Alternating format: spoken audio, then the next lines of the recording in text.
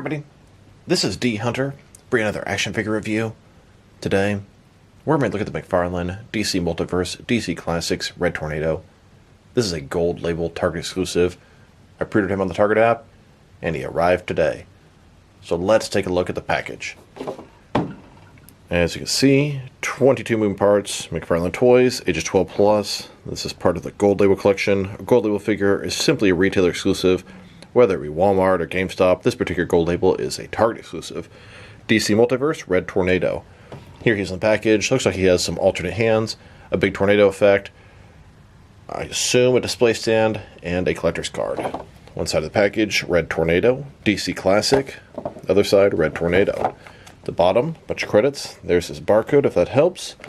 And on the back, here's Red Tornado posed up on the front with a bunch of different red tornadoes behind him. So with no further ado, let's open him up. Alright, now that this figure out of the package, here he is with all his accessories laid out.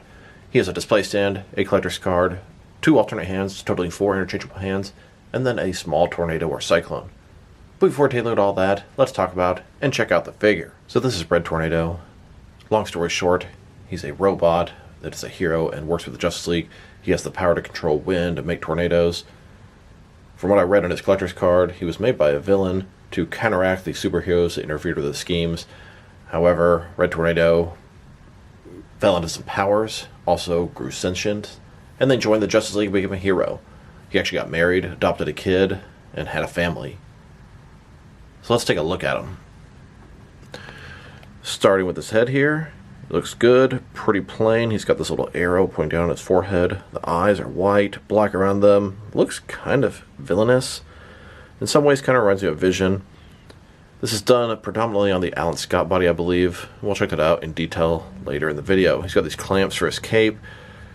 I guess the T for tornado. Overall, it looks pretty good. It's pretty basic-ish body, cape, very strong blue. The paint job, it really does pop on the shelf. Pure red, a little bit of gold, a little bit of blue. Double-jointed elbow, double-jointed knees. For the most part, I'm feeling it. This is what I call smart reuse. I think he looks very good. I would probably call Red Tornado here a C-lister on the Justice League. Some people might consider him B-lister, but it's really cool to round out more C-listers. And a closer look at his face and head sculpt. He has this giant exaggerated collar, pretty basic head sculpt, but he's some sort of an android. I think it looks good. Paint job really sells the figure. And here's the figure broken down as far as he can go with all of his removable parts detached. Now let's check out his accessories, starting off with the boring stuff. Here's his display stand. Typical McFarlane stand we've seen a billion times before. Very thin, very basic. Now let's look at his collector's card. As you can see, it's an image of Red Tornado with a bunch of other Red Tornadoes behind him. Red Tornado, DC Classic. On the back side, there is a description. If you want to read that, pause now. Now for his hands. He has a total of 4 of them, 2 left hands and 2 right hands. Here he is with his first pair of hands. These are his fists. And here's his second pair of hands. These are some flat, outstretched hands. They would probably look good when using his tornado effect. And speaking of his tornado effect, here it is. So if you think this thing looks familiar, that's because they already released it with Cyclone from Black Adam. And it's very appropriate for him. It's cast in sort of a semi-transparent red plastic. As you can see, it's a tornado or a cyclone. It's also a display stand. You can put the figure on the inside. It even has a little peg for his feet. I think it looks pretty cool. It's flat on the bottom. And here's Red Tornado's effect next to Cyclone's effect from Black Adam.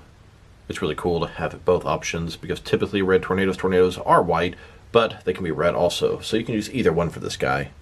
Here's a look at Red Tornado utilizing the tornado sort of display stand or flight stand. I like it. And in case you were curious, here's how he looks using the white version that came with Cyclone.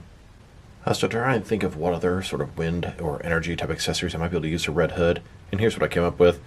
This one here came with the Mattel Red Hood. These two came with McFarlane's Arkham Knight Red Hood. And actually, I think this one would look pretty cool, but both sort of windish. But they match perfect with Mattel's version.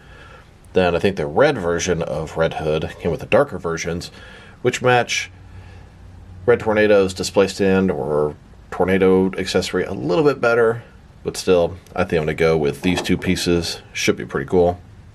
Here's this red tornado using the Mattel's accessory. It's a pretty cool little tornado effect off his hand, and his fist fits right inside. And here's Red Tornado utilizing a couple of those Arkham Knight Red Hood accessories. They're little punching accessories that make no sense to come with Red Hood. They will get repurposed for Red Tornado for sure. Now they're slightly different shades of red. I think I'm going to use this one here with the Mattel Tornado. And I don't know about you guys, but I think these accessories look fantastic with this guy. We have Mattel's little Cyclone thing, and then Red Hood's Super Punch. Love it. These are totally going for this guy. Now I want to check out the reuse and differences between this Red Tornado and the Alan Scott Green Lantern. And it is mostly reuse, but it's smart reuse. It looks good. The paint job makes a hell of a difference. When I look at Red Tornado, I don't think, oh, look at that, that looks similar to Alan Scott. I don't think that at all. I just think that looks like a fantastic Red Tornado figure. So, what are the differences? Obviously, their heads are completely different.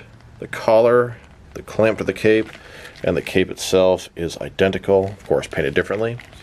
As we go further down, the torso is the same, the diaper piece is the same, the legs are the same, the boots are different, so at least the bottom part of the legs are different. Arms and hands are the same, so essentially they're exactly the same figure with the exception of the heads, the boots, and the paint job. But I think it works very well. And there looks to be some differences on the forearms as well. You can see on the Alan Scott figure, he has sort of a sleeve effect going on. I'm actually really surprised they didn't just repaint that and call it a day. I like when they give attention to small details like that. Usually they mess things like that up. Now that we're taking a pretty good look at both the figure and his accessories, now for his height. From bottom to the top of his head, standing at about 7.1 inches tall, which could translate to 18 centimeters. And now for his articulation. Starting with his head, of course, it can rotate from side to side. He can look up about that far, pretty good amount, down that far. Can tilt his head from one side to the other. Shoulders on a ball joint goes up about 90 degrees. Up, down, around, all that good stuff. He's got a butterfly joint between his shoulder and chest. Increase the range of motion and cover the large gap that would be there. Bicep cut below that. Double jointed elbows. His wrist can rotate and it's going to be hinged. In his torso he has a ball joint, rotate around, forward and back. Another one is waist, rotate around, forward and back. Between the two, very good range of motion in this torso area. Legs, complete dust splits, McFarlane style hip joints. Rotation is non-existent. They go forward about that far, back not much. Double jointed knees below that. And then his ankle, forward and back, rotate, tilt, rock, and of course, to articulation. Here's a look at Red Tornado hovering in the sky with my favorite combination of accessories or effects. And then here he is with some swapped out accessories for a different look. And here he is training his granddaughter Cyclone, the art of the tornado. Now let's check him out next to some other action figures, starting off with some other Red Tornado figures and then some other McFarlane figures. Here's McFarlane's DC Classic Red Tornado next to Mattel's DC Universe Classics Red Tornado. A lot of similarities. McFarlane one is way, way better. For those of you out there that say they wish Mattel still had the license, wish McFarlane never got it, look at this. Don't get me wrong, I love DC Universe Classics. I miss those days. But McFarlane has absolutely destroyed them with Red Tornado, as they do most of the time. And here he is next to Cyclone, which is his granddaughter, which I always thought made absolutely no sense because Red Tornado is a robot. But simply reading the collector's card made a lot more sense. He married somebody, they adopted a child, and that's probably those children's children. Now let's check them out. Next to some McFarlane DC Multiverse figures. Here's the DC Classics Red Tornado, next to the DC Classics Alan Scott as Green Lantern, both using almost all the same parts. Both look fantastic. So they've now used his body 4 times, 3 times on Alan Scott, and once on Red Tornado. And you know what? I think it works 4 out of 4 times. Now Red Tornado is a member of the Justice League, but he's definitely not an A-lister. I would personally call him a C-lister. I'm kind of curious how other people rank the Justice League. Now, there's no definitive ranking of A-listers, B-listers, C-listers. It's all subjective and opinionated. Here's Red Tornado, next to what I consider the A-listers in the Justice League. Now, this is based off popularity, sort of how powerful they are, sort of how DC is sort of pushing them, and just popular opinion. the most common known ones. If you don't know what DC Comics are, you know what most of these figures are. I'd say Aquaman, Flash, Batman, Superman, Wonder Woman, and Green Lantern are 100% for sure A-listers. Martian Manhunter, I'm going to keep him in this group, although he could easily be a B-lister as well. Here's Red Tornado, with what I consider sort of the B-listers McFarlane has released. Now, DC has been pushing Shazam and Cyborg for A-listers since the New 52, but they're always going to be in my B-list. Hawkman, definitely a B-lister. Jon Stewart, now he could be an A-lister if he's the only Green Lantern, but I'd say Hal Jordan's more popular, so I'm going to put Hal on my A-list and then Jon on my B-list. Green Arrow and Nightwing, definitely B-listers. I mean, Nightwing, I could sort of put in the C-lister category as he doesn't have any powers, but he's a very popular character with a lot of pull. Supergirl and Dr. Fate, I was having trouble deciding the B-list or C-list, but here we are. Then, here's Red Tornado with what I consider my C-listers. Maybe if I put Jon and Hal both as an A-lister, Kyle could be a B-lister. I could also see Wally West maybe making the B team. Firestorm, I was debating putting him in the B team, the C team, and the D team. I'd say Blue Beetle, Captain Atom, Black Lightning, definitely C-listers. Donna Troy and Booster Gold there, debating C-listers or D-listers. I think they're C-listers. Blue Beetle's had a huge push recently, but he's still a C-lister at best. And I wasn't sure if I should put Beast Boy, Connor Superboy, and Tim Drake Robin in the mix, as they're usually in the Teen Titans, but I threw in the C-lister thing. They're popular, gaining popularity. Here's Red Tornado with what I consider my D-lister members. Now some of these guys aren't even members of the Justice League. Animal Man, he's always been considered kind of a joke. Deadman, I do like Deadman a lot. I definitely consider putting him in the C-lister, but I think he's a pretty obscure character. John Kent, he probably deserves to be at least a C-lister, but I'm not a big fan of his. Aqualad, I look at him as a lower minor character, although he was quite popular in Young Justice. Raven, was also debating putting her in the C-listers. Red Arrow definitely belongs here. Static Shock too, and the rest. And then here's Red Tornado with the only sort of F-lister.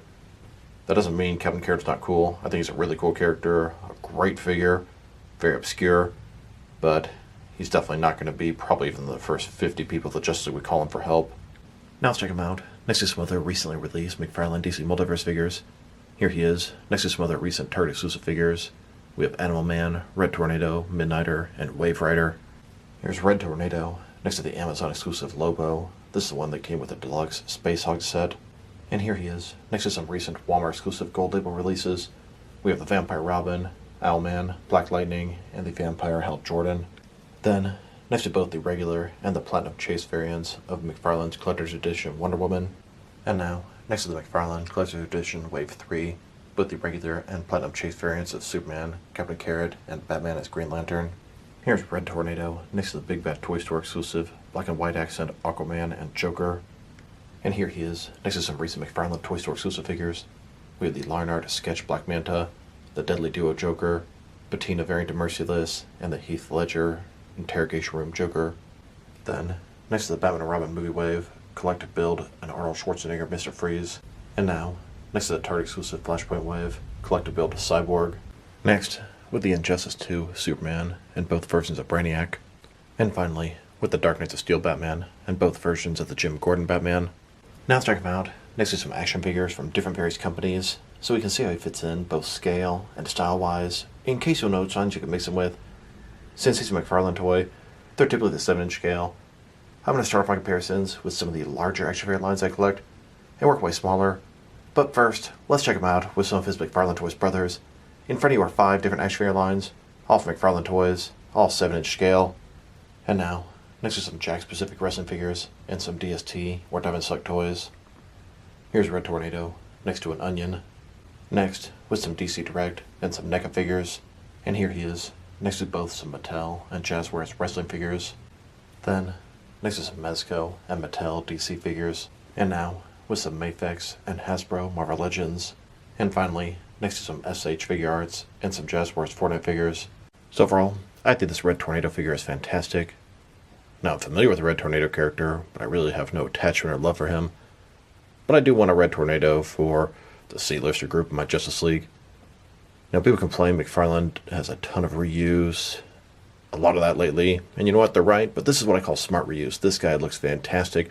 I don't get bothered at all by the fact that it's mostly Alan Scott's body. I think it looks great. Now, his accessories, tornado base, very cool. Extra hands, appropriate, but he could use a little bit more. Luckily, I had some stuff in the accessory bags. His articulation is everything you'd expect from a modern McFarlane DC Multiverse figure. Sculpt and paint job are excellent. If I were to rate this guy, I'm going to give him a surprising 8 out of 10.